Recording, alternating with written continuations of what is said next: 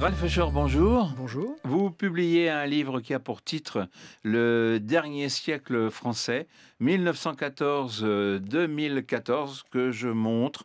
Vous êtes historien, vous êtes spécialiste de l'époque contemporaine, vous êtes notamment l'auteur de Crise et dictature dans l'Europe de l'entre-deux-guerres, la France dans la Première Guerre mondiale, et puis vous avez aussi coécrit une chronologie commentée de la Deuxième Guerre mondiale avec André Caspi et Nicole Pietri, mais aussi bien d'autres livres que l'on pourra consulter et voir dans votre ouvrage. Alors c'est un gros livre, très très gros livre, près de 650 pages, qui résume, ou qui tente de résumer 100 ans d'histoire française, 1914-2014. Dites-moi, ça doit être c'est un travail à la fois monumental. Comment peut-on s'atteler à une telle tâche? Il faut se dire que la qualité principale, c'est la synthèse et la clarté pour un ouvrage de ce genre. Parce que quelquefois, sur un seul des régimes que je traite, la Troisième République, ou la Quatrième, ou la Cinquième, ou les guerres, il y a des centaines de livres sur chacun d'entre eux. Donc il faut prendre la moelle de chacune de ces périodes et essayer de les mettre en perspective. C'est pas difficile parce que on peut laisser penser qu'on va laisser tomber des pans entiers de l'histoire de France. Et non, justement, ce livre essaye d'être une histoire totale, c'est-à-dire une histoire politique, une histoire économique, sociale, culturelle. Les écrivains sont présents, Mistinguett et Sheila sont dans le livre. Donc on essaye de tout montrer, mais évidemment, Maurice Chevalier n'aura pas droit à 10 pages, évidemment. C'est une histoire transversale, pas facile. On part avec beaucoup de notes, mais enfin, c'est votre métier en même temps d'historien. Vous aimez beaucoup l'histoire contemporaine, je le disais à l'instant. Oui, puis dans ce métier, on est aussi professeur. Et être professeur, cela vous apprend à structurer votre exposé et à le rendre clair et utilisable, digestible par des étudiants. Donc c'est un bon entraînement à ce genre d'exercice. Alors, si j'en viens au livre maintenant, il a pour titre, je le rappelle, Le dernier siècle français. Alors, ça veut dire, c'est le dernier siècle français. Ça peut vouloir dire deux choses. C'est le dernier siècle, c'est celui qui vient de s'achever, ou c'est parce que c'est le dernier des derniers. Après, il y aura plus de siècle français du tout. Votre première explication, votre première hypothèse, le dernier siècle qui vient de s'écouler, c'est bon. La deuxième, je nuancerai un petit peu. Je n'irai pas jusqu'à dire que la France est morte, ni même qu'elle est moribonde. Elle a encore des chances. Mais la question qui est posée dans ce livre, c'est de savoir si la France de 1914, qui était une des grandes puissances du monde à cette époque-là, la France banquier du monde, la France à la tête du second empire colonial du monde, la France puissance politique importante, la France avec une idéologie républicaine en pleine vigueur. Est-ce que cette France a survécu aux guerres mondiales, aux crises économiques? Est-ce que la France d'aujourd'hui a gardé des éléments de sa personnalité de cette époque-là? Donc, est-ce que c'est le dernier siècle de la France que nous avons connu? Alors, on va revenir dans un instant à nos atouts, nos points forts.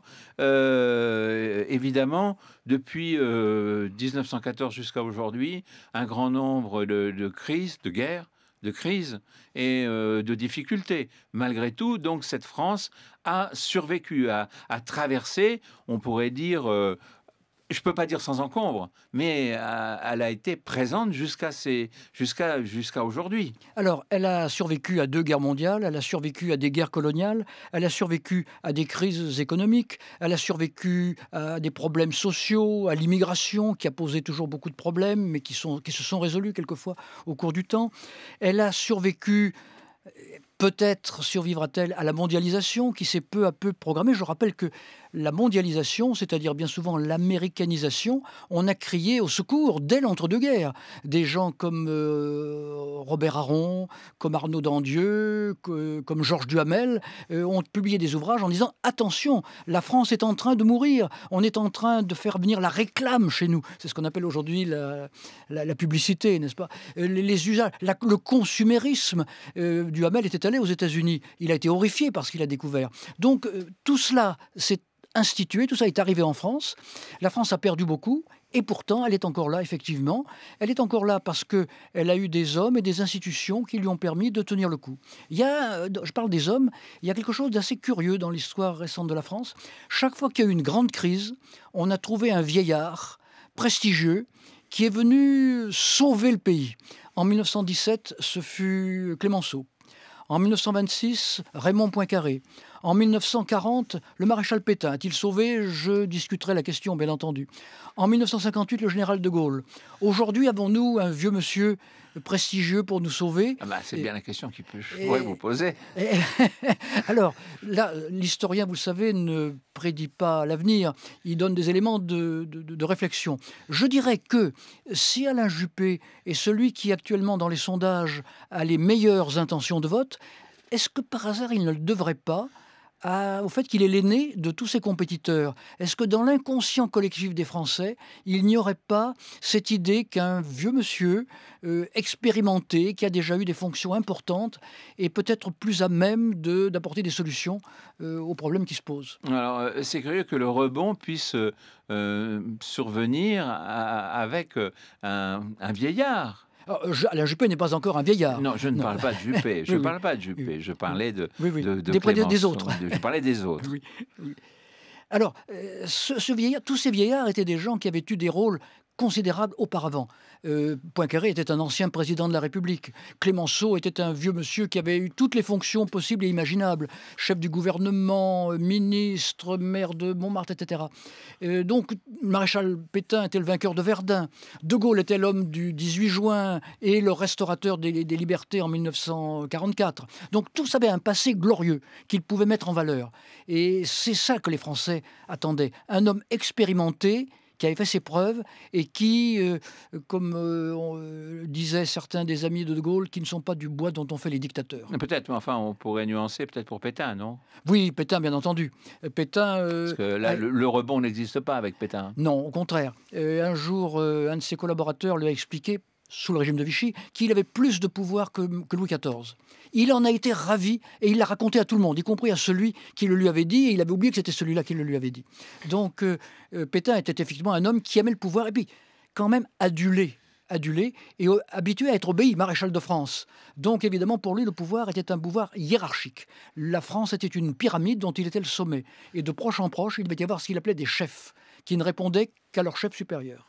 Alors, on parle de ceux que l'histoire retient, mais il y a aussi tous ces Français qui inventent, qui créent, tous ces entrepreneurs, aujourd'hui on dit entrepreneurs, oui. Mais toutes ces entreprises françaises qui ont traversé ce siècle, elles ont fait la France aujourd'hui. Bien entendu. Et aujourd'hui, certaines de ces entreprises sont l'un des atouts dont la France peut se prévaloir.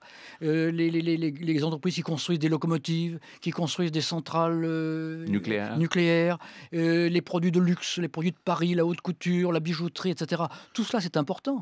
Et ça fait partie, effectivement, du capital que la France peut faire fructifier. Michelin, Total. Bien entendu. C'est des boîtes importantes. Il y a les assurances. Exactement. Qui ont une surface mondiale, une surface planétaire, qui sont présentes sur tous les continents. Et ce sont des atouts que nous avons su quand même conserver en même temps. On a su les conserver, mais il n'y a pas que cela. Il y a aussi un atout politique qui est la présence d'institutions qui ne sont pas tellement contestées. De temps en temps, un homme politique parle d'une 6e République, mais ça n'a pas pris sur l'opinion. Les institutions de 1958, que Mitterrand a conservé alors qu'il avait annoncé que s'il arrivait au pouvoir, il les pulvériserait, eh bien ces institutions ont fait leurs preuves. Elles ont même survécu aux cohabitations. Donc nous avons un corps d'institutions solides. Alors ça, c'est depuis 58, mais oui. On est quand même passé, si on prend ce dernier siècle, de la 3e à la 4e et à la 5e République. Oui. Donc en 100 ans, ça fait 3 républiques. Oui, ça fait 3 républiques, mais De Gaulle, justement, a voulu... Donc pourquoi pas une 6e oui, bien entendu. Mais je vous rappelle que la France est déjà le détenteur du record mondial de constitution depuis 1789. Donc, si on peut faire l'économie d'une nouvelle secousse en ce domaine, ce serait une bonne chose. De Gaulle, dans ses institutions de 58, disait qu'il voulait tirer la leçon des erreurs des anciennes constitutions, et notamment du défaut d'autorité de la 3e et de la 4e République. C'est pourquoi le pouvoir présidentiel, qui d'ailleurs dans le texte de 58 est en tête, c'est symbolique, et c'est une réalité, le pouvoir présidentiel est supérieur au pouvoir législatif. Et ça a résisté jusqu'à aujourd'hui. Et il y a peut-être une mélancolie de la monarchie. Alors, possible. on parle quelquefois d'une monarchie républicaine. Peut-être d'une certaine manière, le président de la République, l'hérédité en moins, est-il comme un monarque constitutionnel, bien entendu, pas un monarque de droit divin comme l'était Louis XIV. Oui, on peut le dire. Alors, d'autres aspects sont pointés, hein, dans votre livre. On vient de parler des institutions, de cette démocratie toujours présente dans le pays. Alors la démocratie est très vivante. Hein? D'ailleurs, vous savez que la France a un autre record, c'est celui du nombre de partis politiques. Ce qui prouve bien qu'il y a des démocraties qui marchent très bien avec 2 partis, 3 quelquefois, ou 2,5 comme au Royaume-Uni. Eh bien, la France en a 12, 15, ça dépend des moments. Sous la 3e République, il y avait quelquefois 20 partis, sans compter les ligues qui n'élisaient pas de députés. Donc la France a cette fibre démocratique qui est peut-être liée à la contestation.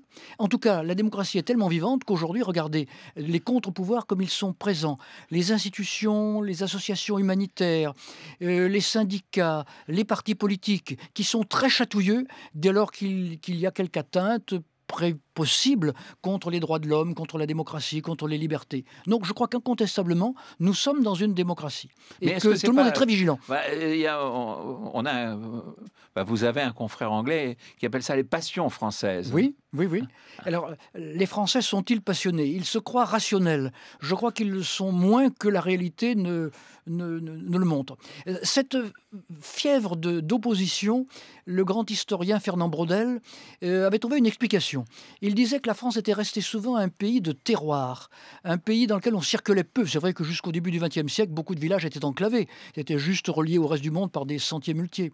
Donc, cette France des petits pays, des petites régions, la Gâtine tourangelle, le Bocage vendéen, etc., sont des pays qui sont restés repliés sur eux-mêmes et qui avaient tous leur singularité. Et puis un jour, on a unifié cette France, on a imposé difficilement d'ailleurs une langue unique à toute cette France. On a imposé l'unification des poids et mesures, on a imposé une structure administrative. Mais ces particularités sont restées et les Français sont des gens qui se sont opposés tout au long de leur histoire. Les Huguenots contre les catholiques, la droite contre la gauche, les rouges contre les bleus, les Dreyfusards contre les anti-Dreyfusards, les résistants contre les collabos, etc., etc. Et souvent, aujourd'hui dans les sondages, vous avez des Français qui vous disent « Je n'ai pas voté pour cet homme ou pour ce parti ou pour cette idée, j'ai voté contre ». Donc c'est une tradition française, effectivement. Vous nous annoncez là le peu d'importance finalement que peuvent représenter les grandes régions françaises qui ont été organisées et pour lesquelles nous avons voté il y a de ça peu de temps et l'attachement des Français à leur département. Alors à leur département, quelquefois même à leur canton, il y a un esprit cantonal qu'on peut observer quelquefois. Mais enfin bon, il y a quand même des institutions régionales qui ont quelques responsabilités dans le domaine des lycées, par exemple, ou de l'économie, ou des voies de communication. Alors, autre chose, et on le voit bien dans votre livre, c'est la position internationale de la France. Oui, alors la France doit au fait qu'elle a été dans le camp des vainqueurs après la Deuxième Guerre mondiale. Elle a été difficilement, grâce à la bonté des Anglo-Saxons. Elle y était. Peut-être, elle y était, mais enfin, Première Guerre mondiale, ça a quand même été sans les Alliés. On n'aurait pas gagné sans le secours américain en 1917. Et Deuxième Guerre mondiale, même chose. Mais en tout cas, la France aujourd'hui a un siège parmi les 5 membres permanents du Conseil de sécurité. Elle a l'arme atomique. Elle revendique aussi une certaine expertise en tant qu'ancienne puissance coloniale. La France-Afrique n'est pas un vain mot, c'est une réalité qui existe encore bien souvent. La France dit « nous sommes les experts dans nos anciennes colonies qui parlent notre langue ». Et voilà un autre atout aussi, la francophonie qui compte beaucoup sur la planète aujourd'hui. Regardez le groupe francophone aux Nations Unies, justement. Il est tout à fait important. Là, récemment, j'étais à un colloque en Tunisie. Et parmi les membres du colloque, il y avait une dizaine d'Africains subsahariens. Et le dernier jour du colloque, on nous a demandé de suggérer un thème de colloque pour l'année à venir. Et la première à prendre la parole a été une jeune Ivoirienne, une jeune collègue fort sympathique et qui parlait un français parfait, et qui dit « Un thème, je l'ai, l'exclusion ». Et elle s'est tournée vers les collègues tunisiens, elle leur dit « Nous parlons, nous, Noirs africains, le français. Vous le parlez aussi ». nous le savons par les conversations privées, mais vous êtes intervenu toujours en arabe à la tribune. Eh bien, nous nous sommes sentis exclus. Ça compte pour nous. Le français, c'est la langue dans laquelle nous parlons, dans laquelle nous écrivons. Nous, certes, bien sûr, nous parlons le Wolof, le Sérère, le Peul, etc. Mais notre langue qui nous relie au reste du monde, c'est le français. Alors, les organisateurs ont répondu oui, mais dans ce colloque, il y avait aussi des Égyptiens, des Koweïtiens, etc. L'arabe, pour nous, c'est le français pour vous. C'est l'équivalent. Et l'argument était tout à fait recevable. Mais c'est pour vous dire que cette langue française joue encore un rôle important. Alors, dans l'exemple que je viens de prendre, c'est dans le domaine scientifique, mais dans bien d'autres domaines aussi. Autre point fort qu'on ne souligne pas assez souvent, c'est la démographie. Oui, la France est un pays qui est J'ai vu d'ailleurs un certain nombre de papiers qui s'étonnaient que la démographie n'ait pas figuré dans le dernier grand sommet à la COP 21 sur l'environnement, parce que c'est un élément très très important. Alors, il y a des pays dans lesquels on veut freiner la naissance, dans d'autres dans lesquels on veut les accélérer. La France a une politique familiale depuis 1939, c'est-à-dire la publication du Code de la famille.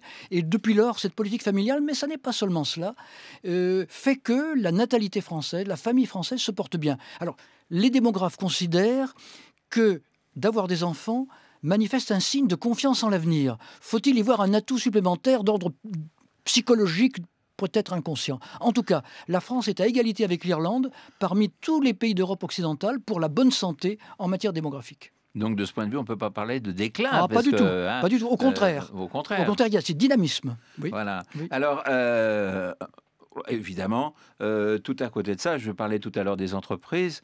Nous avons en France un très grand nombre d'industries de luxe qui ajoutent à notre renommée. Et en même temps, nous savons que nous sommes aussi la première destination touristique du monde. Exactement. Et ça veut dire que la France, donc, est un pays qui attire par sa création, je dirais, de luxe, mais aussi par sa création artistique, par la littérature, par les arts plastiques, vous parliez de destination touristique, effectivement, un patrimoine matériel considérable en châteaux, en musées, en églises, en abbayes, en paysages, quelquefois, tout simplement. Je rappelle qu'en 2010, la gastronomie française a été classée au patrimoine mondial immatériel de l'UNESCO. C'est un trésor. Et les fromages, je crois aussi, et certains crus de vin également. Donc là, il y a un capital tout à fait important qu'il ne faudrait pas laisser péricliter. La France a un atout considérable, car non seulement son prestige est en cause, mais aussi les devises que les touristes laissent dans les magasins, dans les commerces français. Mais alors, si on a autant d'atouts, pourquoi les Français sont-ils si déclinistes? Un sondage qui avait été publié l'an dernier montrait que nous étions juste avant l'Afghanistan parmi les peuples les plus malheureux de la planète, ou ayant le moins confiance en l'avenir. Comment est-ce que vous expliquez ça, Ralph Shore? Alors, il y a quand même une crise économique prégnante depuis depuis le premier choc pétrolier. Sur 147 pays, on était 146e et les Afghans étaient 147e. Oui, bon, c'est l'accumulation d'un certain nombre de facteurs. La crise économique, chacun la vit. Le chômage est quand même... les Allemands la vivent aussi, d'une certaine façon. Les Irlandais, les Italiens, les Grecs l'ont vécu. Ils n'étaient pas à cette place du classement. Regardez, dans ces pays, il y a une reprise économique, ou en tout cas l'apparence d'une reprise économique plus importante. Et il y a, en tout cas, vous parliez de l'Allemagne, un taux de chômage nettement moins important qu'en France. On voit midi à son clocher, bien entendu. Et les Français le ressentent comme tel. Il y a aussi, je crois, dans l'explication de cette crise morale dont vous parlez, le déclin des grandes autorités traditionnelles, le rôle de la famille, le rôle des églises. Regardez le magistère de l'église aujourd'hui. On l'écoute bien gentiment, mais enfin la morale sexuelle de l'église, qui l'observe? La morale tout court. La morale tout court. Oui. La crise de l'enseignement, qui est très ancienne, l'autorité des professeurs, la crise des partis politiques et des syndicats. Perte d'audience, dites-vous. Perte d'audience, oui. Les Français vous le disent, et d'une certaine manière, l'observation le confirme. Y a-t-il autant de différences aujourd'hui entre les partis qu'il y en avait naguère dans les autres républiques? Le Parti communiste, certes, n'est plus que l'ombre de lui-même. Il aurait pu jouer le rôle de contestataire, ou le trotskisme, mais le trotskisme est très marginal pour l'instant. Donc, on parle même maintenant pour le socialisme de social-libéralisme. On n'ose pas dire que les socialistes se sont ralliés au libéralisme. La droite est libérale, traditionnellement, depuis le 19e siècle. Et les socialistes se rangent de plus en plus dans ce camp social-libéral. Donc les différences s'atténuent. Les Français ont l'impression qu'il n'y a plus de grande idéologie mobilisatrice, comme le furent naguère le marxisme ou le gaullisme conquérant des premiers temps. Alors, c'est quoi? C'est la confusion qui fait que il y a nos compatriotes sont si désespérés? Regardez les sondages dont ont pu se prévaloir les présidents de la République sortants. Tous ont terminé avec des taux extrêmement faibles. Jacques Chirac, c'était le cas. On l'aime bien depuis qu'il n'est plus là. On l'aime surtout depuis qu'il n'est plus là. Nicolas Sarkozy a terminé très bas. François Hollande, chacun sait que son taux de satisfaction est un peu inférieur à 20%. Donc, les présidents ne donnent pas satisfaction quand ils sont à la charge des affaires. Les Français ont l'impression qu'ils n'ont pas les dirigeants dont ils rêvent, qu'ils espèrent. Et je crois que là, c'est un facteur de désespoir. Est-ce que les Français ne sont pas trop idéalistes, hein, Alors, et rêveurs en même temps? les grands politologues, un homme comme André Siegfried, qui était le fondateur de la science politique en France, disait que les Français étaient les héritiers des Lumières du XVIIIe siècle, les Montesquieu, les Diderot, les d'Alembert, les Rousseau, etc. C'est-à-dire une France sûre d'elle-même, sûre de ses valeurs, qu'elle a répandues dans le monde au moment de la Révolution, et que les Français ont toujours voulu faire la morale aux autres.